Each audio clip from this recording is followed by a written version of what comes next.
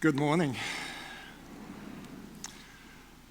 I am grateful for this honor to be with you graduates for many years of hard labor for you, and I'm sure many more years of sacrifice for your parents. Thank you, Dr. Parrott, and thank you to the Board of Directors, Belhaven University, for this incredible honor. I am still incredulous that I am standing here before you as an artist in a Christian institution. You are making a statement that the arts are fundamental to the core of Christian higher education, or maybe even higher education in general. The arts are not a peripheral luxury for the elite few, but it is a cultural necessity of how a civilization is to be defined and how our humanity is to be restored. The arts, like the spring flowers that we take the aromas in this morning, the arts bring the aroma of the new. I have just returned from Japan, where I saw firsthand the enormous devastation from 3/11.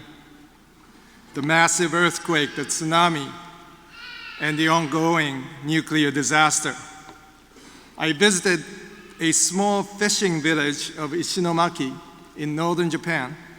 A beautiful coastal town simply swept away by the series of tsunamis.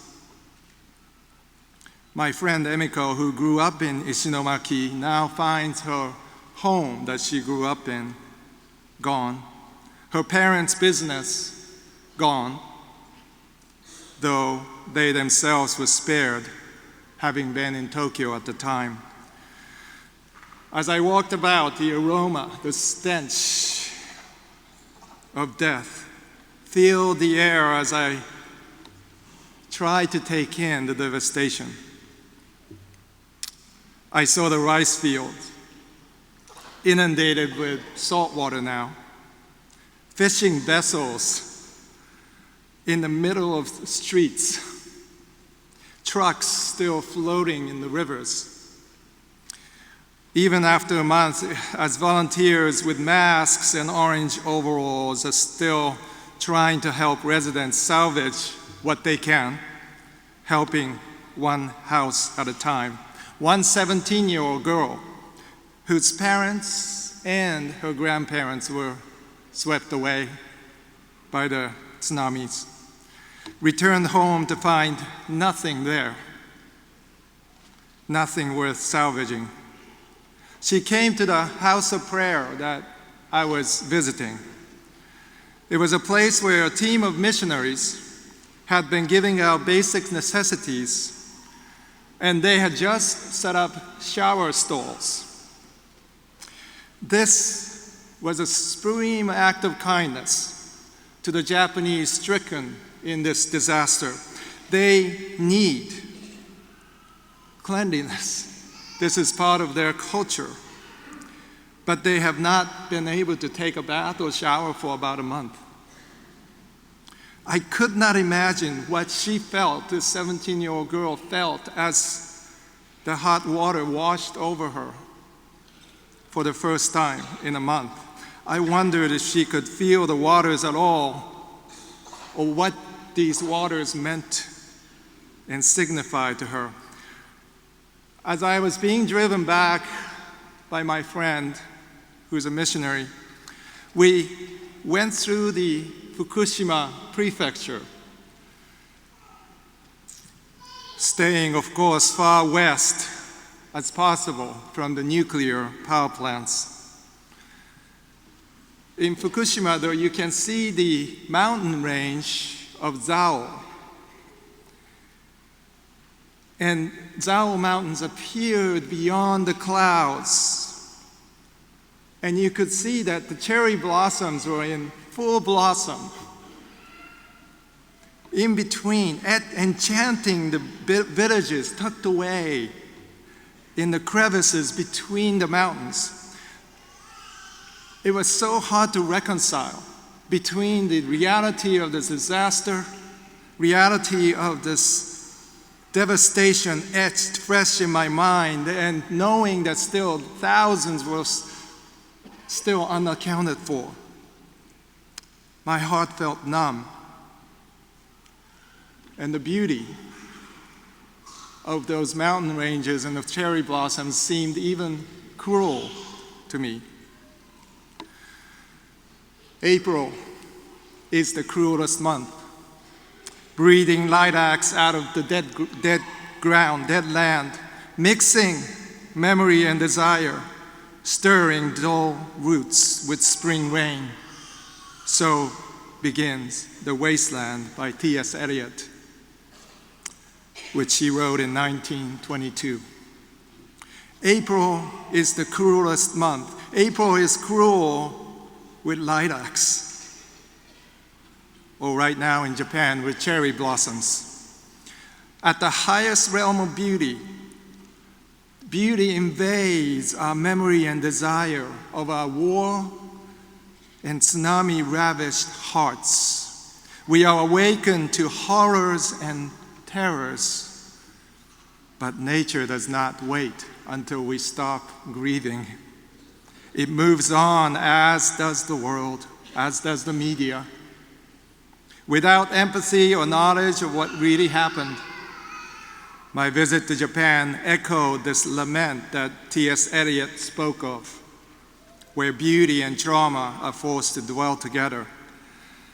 Today, as you begin a new journey, and for you, this is a bright April morning, full of hope.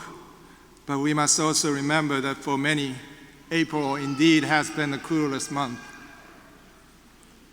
We must learn to engage with such interactable realities, to engage our creativity within the harsh confines of our broken world and the wide spaces of possibilities there of creating the world that ought to be.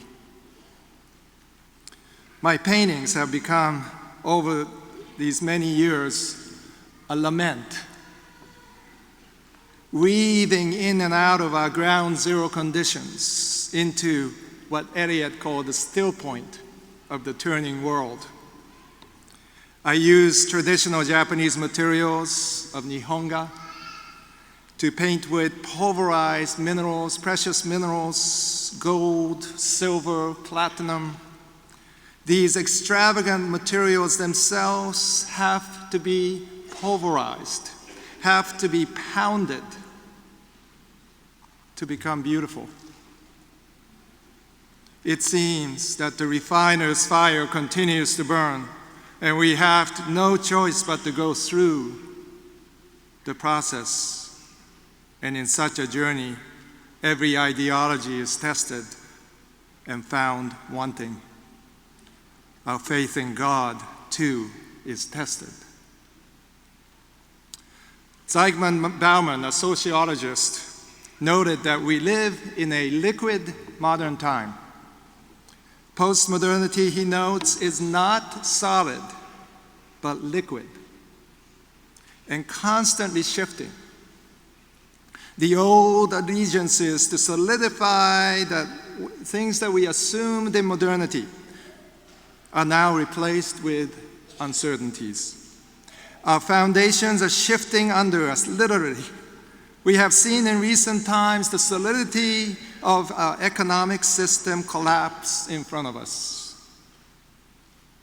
We are now facing new questions in the security behind those nuclear power facilities. We're finding that in every sphere, in the arts, the sciences, businesses, and politics, there also has been this tsunami of sorts, paradigm shifts taking place. How many times have we heard the word unprecedented used in the media headlines today. Bauman writes this: "It would be imprudent to deny or even to play down the profound change in which the advent of fluid modernity has brought to the human condition. The remoteness and the unreachability of systemic structure, coupled with the unstructured, fluid state of immediate setting of life politics, change that condition in a radical way and call for rethinking of old concepts that used to frame its narratives. Like zombies, such concepts are totally simultaneously dead and alive.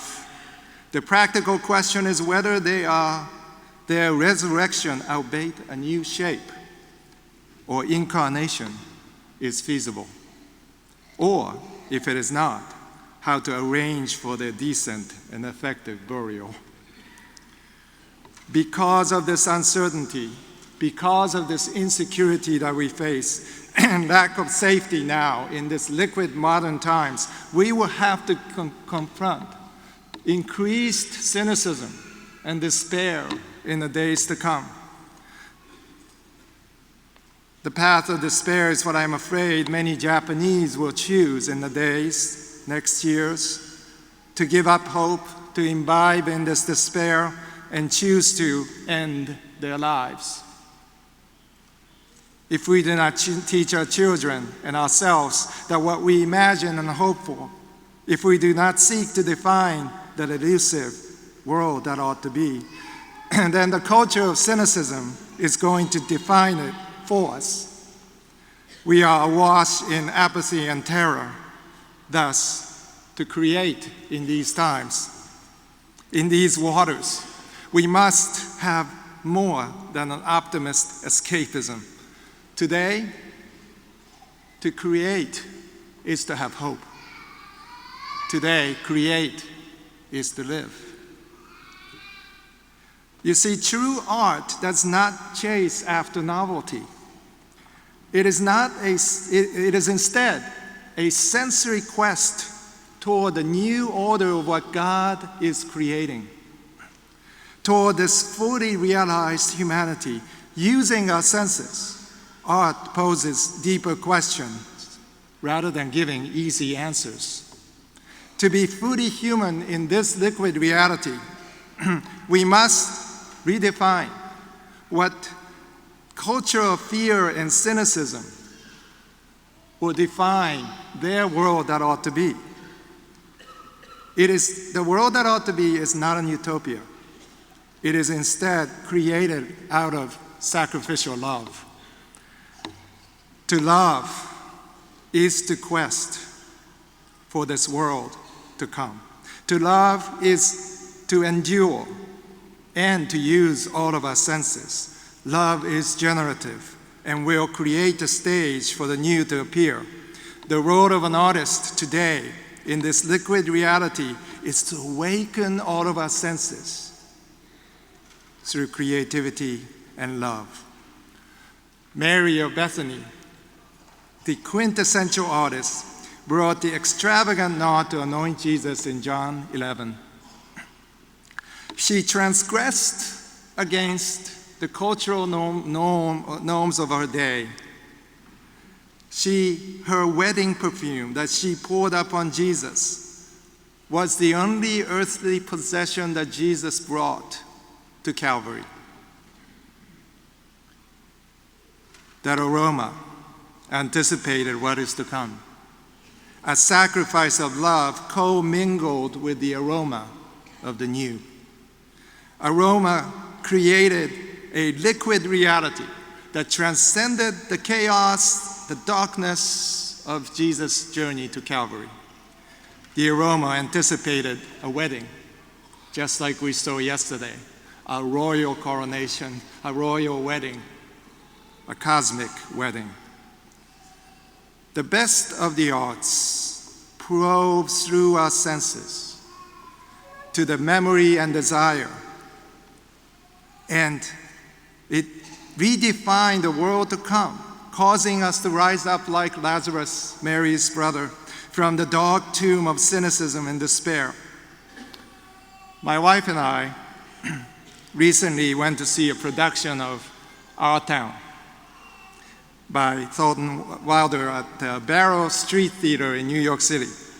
David Cromer, the founder of the theater, was the producer, and he played the narrator, famous role, magnificently. In this small theater on a spare, dark stage, the famed story of a small New England town was brought to life. One scene in particular stood out to me. It was when young Emily, who died giving birth, is caught somewhere between life and death, fighting to recover her memory. She is given the opportunity to move back in time to her 12th birthday. At this point, the stark colors of this small stage begin to change. And faintly, we in the audience begin to detect an aroma. At first, we think that it's a nearby restaurant cooking their dinner. But this aroma is not of dinner, but it's of breakfast. It's the aroma of bacon and eggs.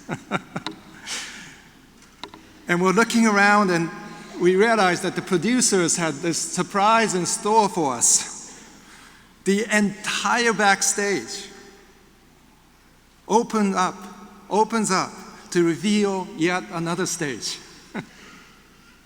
Filled with color and light, real bacon and eggs are being cooked by Emily's mother. Emily's memory, though fading away, is depicted as far more real than the reality of the main stage, or even the gravesite in which the other characters so stoically sit. Before Emily returns to her place of death, she is given, perhaps for the first time, a full experience of reality with a capital R, fully engaging our senses in the process. What if there is a reality behind the reality that we know?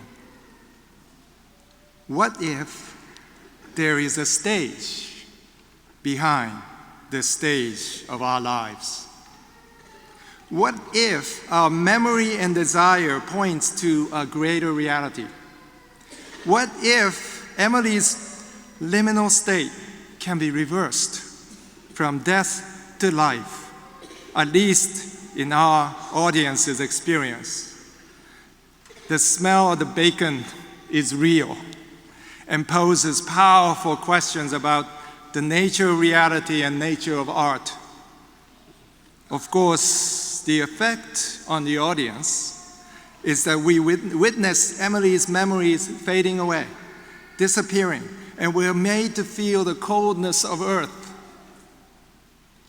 She settles comfortably into the graveyard with the others, losing herself in the process. This play is a lament as well of what is lost, what is being washed away. It is a comment on the modern condition that even before death, we are senseless, only half alive. For Emily, the memory fades, but for the audience, her memory has become a new reality, full of the aroma of the new. That is the power of the arts. The arts can remain a fresh experience, even though the memory and desires fade. So in our liquid time, art needs to become the aroma of bacon and eggs. It is not the art of the novel, but the art of the familiar that awakens our memory to the core essence of our lives, to the mornings of our 12th birthdays. With solid notions being washed away as new fears of our day creep into our consciousness every day, we must insist on reminding people that there is a stage behind the stage, a reality behind the reality. But instead of reminding people of the cold earth, we need to awaken the deposit of what is to come. There is a banquet waiting for us beyond the veil. If all is in a flux, our task is to touch the fragile earth with the promise of heaven. The gospel of Jesus makes this possible. Think of John chapter 21. In his post-resurrection glory, Jesus is cooking his post-resurrection breakfast. Think of the fish that he is cooking. Where did he get this fish? Did he simply create the fish at will, or cause it to jump right out of the lake onto his lap? And he's eating in his post-resurrection body. So was the fish resurrected as well? The aroma, you see, this invites this incredulous disciples to partake not only in a conversation, but to a meal. The aroma invites us to a new kingdom. This is the aroma of the new. What the producers of our town touched, perhaps unconsciously, was this chord of realization, a hunger that points to what is come. The world may call this the world that ought to be. C.S. Lewis called it Sehnsucht, a German word that can be translated as a longing. He stated in his essay, The Weight of Glory, for they, art and music, are not the thing in itself. They are only the scent of a flower we have not heard, the echo of a tune we have not, the scent of a flower that we have not found, the echo of a tune that we have not heard, news from a country we have never yet visited. I'm going to go a bit further than Lewis here. His friend J.R. Tolkien would have. I am convinced that art and music, while not the thing itself, contain the aroma, the actual aroma of the new. Artists, whether cognizant of Christ or not, detect this aroma. Bacon and eggs point to that reality. Therefore, graduates of Belhaven, you have already tasted the aroma of the new. When you dance, when you play your violin, when you sing, when you draw, what you see and what you hear and what you smell and touch, our senses invites us into the aroma of the new. The two worlds, the old and the new, are connected in the arts. Typically, we stop and think about such idealistic realities, enchantments, and say, we want to dismiss it by saying something like, well, that performance, that singing was glorious. But we must now return to reality and do something useful. Pragmatism will revert us, like Emily in our town, back to cold earth and deadened senses. The world that ought to be is already embedded in your senses. God's hand touches us even through the cold earth of death and despair, even though we are being swept away, washed away in the sea of liquid modernity. The gospel is an aroma, the aroma of the new, and the aroma will reach us even in the darkest despair. Tolkien wrote of such a world in The Lord of the Rings. Haldir says this, the world is indeed full of peril, and in it there are many dark places, but still there is much that is fair. And though in all lands love is mingled with grief, it grows perhaps the greater. Love, my friends, is today mingled with grief. and yet love grows greater. Create in and through that love. Calm the seas of your anxiety and infuse new life deep into the poisoned well of culture. Come and dance, play and paint upon your ground zero conditions. That is how we must love the world. Step into the receding waters filled with poison, but do it in faith. Then the stenches of death will be replaced by the aroma of the new. The stage behind the stage will open up. And instead of being forced to surrender to the cold earth, we will dance upon the waters, hear new sounds, and create new colors. Thank you very much.